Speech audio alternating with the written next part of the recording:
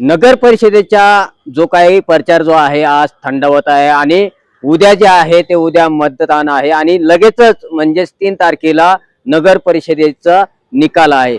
यातच राज्यामध्ये सर्व पक्ष जे आहे ते महानगरपालिकेच्या निवडणुकीची तयारी करत आहेत. यातच आपण जर बघितलं तर रिपब्लिकन पार्टी ऑफ इंडिया विजय संकल्प मेळावा जो आहे तो पिंपरी येथे पार पडला आणि या ठिकाणी केंद्रीय मंत्री रामदास आठवले यांनी बोलता बोलता बोलून गेले की आपण आपल्या पक्षाची कुठलीही तयारी नसते आणि सर्व पक्ष तयारी करत असतात आणि आपण पिंपरी चिंचवडच नव्हे तर महाराष्ट्रातील महानगरपालिकेच्या निवडणुका आल्या की त्या पक्षासाठी युती करण्यासाठी किंवा तिकिटासाठी त्यांच्या मागे पळत असतो. तर या ठिकाणी जे आहे ते तयारीला लागण्याचे आदेश जे आहेत ते केंद्रीय मंत्री रामदास आठवले यांनी दिलेले आहेत.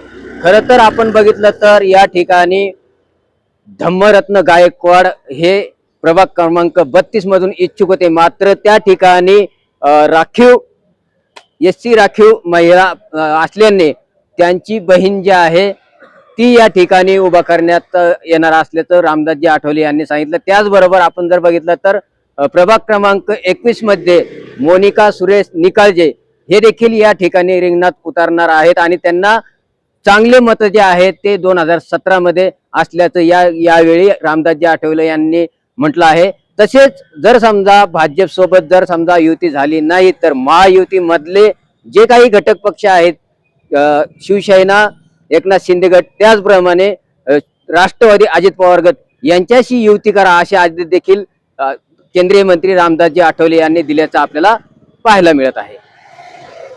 गेलो तुम्ही गेलेला आहे, काय झालेलं आहे अजिबात काय कळायला मार्ग नाही.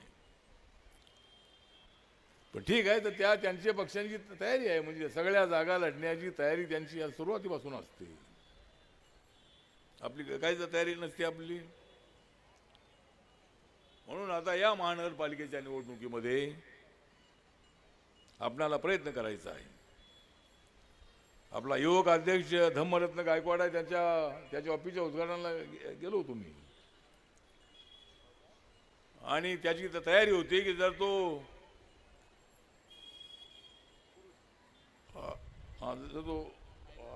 पुरुष सुटला तर तो त्या ठिकाणी उभा राहणार होता. पण सध्या तो लेडीज आहे, त्याचं त्यांनी सांगितले त्याची बहीण काहीतरी उभा राहणार आहे. ती एमडी झालेली डॉक्टर आहे. सुरेश निकाळजेने मला चिठ्ठी पाठवलेली आहे, त्याची मिसेस मोनिका निकाळजे 2017 मध्ये त्या उभ्या होत्या, त्यांना 9,000 मतं होती.